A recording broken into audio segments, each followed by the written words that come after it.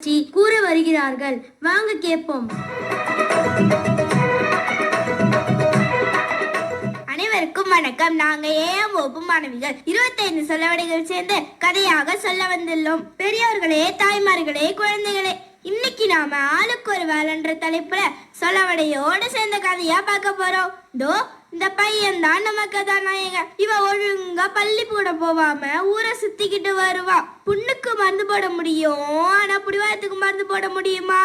அது மாதிரி இவனோட புடிவாதத்தை யாராலும் மாற்ற முடியல. ஒரு நாள் அப்பா கூப்பிடுறாரு. ஆனா உடைஞ்சு போனா வெள்ளம் அழுதாலும் வராது. இப்ப நீ சரியா படிக்கலன்னா உன் வாழ்க்கையில முன்னேற முடியாது. விளைச்சலுக்கோ வெள்ளாட்டுக்கோ ஜென்ம பகன்ற மாதிரி இந்த பையனை போராடிதான் படிக்க வைக்கணும்னு நினைக்கிறாங்க.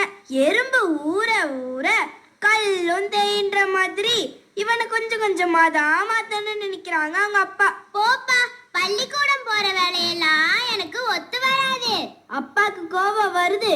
சத்தம் போடுறாரு. சத்தத்தை கேட்டுட்டு அம்மா வெளில வராங்க. ராசா, உழைக்கிற மாடுதான் ஊருக்குள்ள வேலை போகும். இப்ப நீ சரியா படிக்கலனா ஊர்ல யாரும் நம்ம மதிக்க மாட்டாங்க. எறும்பே எறும்பே, என் கூட விளையாட வரியா? போ போ, உனக்கு தான் வேலை இல்ல. குடலே கூழு கழுவுதான், கொண்ட பூ கழுவுதான். எனக்கு நிறைய வேலை இருக்கு. போ போ. தேனி தேனி, நீ என் கூட விளையாட வரியா? நல்ல பாம்பு படையெடுக்கலாம், நக்கலாம்பூச்சிலாம் படையெடுக்கலாமா? உனக்கு தான் வேலை இல்லை. 1000 களம் நெல்லுக்கு ஒரு அந்து பூச்சி போதும். உன்னை போல ஒரு ஆள் இருந்தா எங்க கூட்டமே கெட்டு போயிடும். உங்க கூட்டத்துல 1000 தேனி இருக்கே, நீ ஒரு ஆள் தேன் எடுக்கலனா என்ன குறைஞ்சா போயிடுவ? ஆளு கூடுனா பாம்பு சாகுமா? கையூனிதான் கர்ண போட முடியும். பூவெல்லாம் குறுகி மூட்டுறதுக்குள்ள நான் தேன் எடுக்க போகணும். போ போ. மாடே மாடே, சும்மா தானே இருக்க, என் கூட விளையாட வரியா? என்னது சும்மா இருக்கிறேனா? காவடி பாரம் சமக்கிறவனுக்கு தான் தெரியும். உனக்கு தான் வேலையே இல்லையே. இருப்பவனுக்கு புளி ஏப்பமா, இல்லாதவனுக்கு பசி ஏப்பமா. நான் என் முதலாளிக்கு உப்பு மூட்டையும் புளி மூட்டையும் சுமக்கணும்.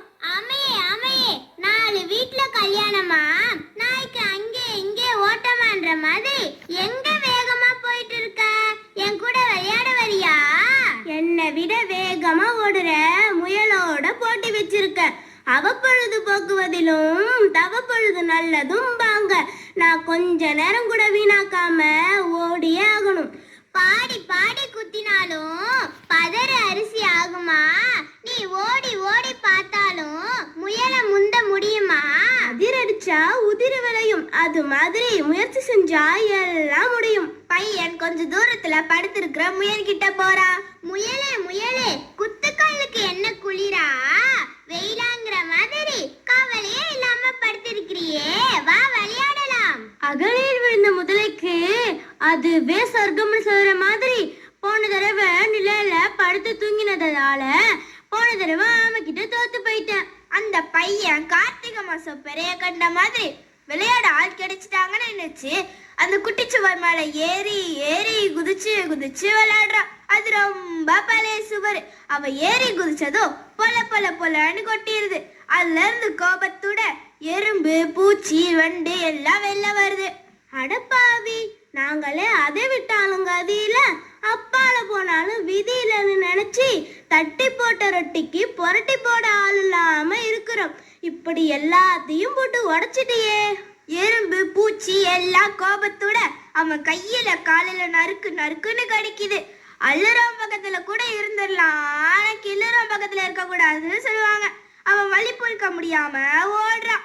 அமாவாசை இருட்டுல பெருச்சாடிக்கு போற இடமெல்லாம் வழிதான்ங்கிற மாதிரி அவன் காட்டுலயும் மேட்டுலயும் விழுந்து வறுக்கிட்டு ஓடுறான். அம்மா அம்மா, ஊர் உலகத்துல எல்லாரும் அவங்க அவங்க வேலையை செய்யறாங்க. ஈயெறும்பு கூட சும்மா இல்லாம அவங்க வேலையை செய்யுதுங்க. எனக்கு இப்பதான் புத்தி வந்தது. என் வேலை படிக்கிறதுன்னு எனக்கு புரிஞ்சிருச்சு. இனிமே நானும் நல்லா பள்ளிக்கூடம் போய் படிக்கிறேன். அதுக்கு பிறகு அந்த பையன் நல்லபடியா படிக்க ஆரம்பிக்கிறான். இது வரலையும் பொறுத்து இருந்து இந்த ஆளுக்கு ஒரு வேலைன்ற கதைய சொலவடையோட சேர்ந்த கதையா பார்த்த எல்லாருக்கும் நன்றி நன்றி நன்றி.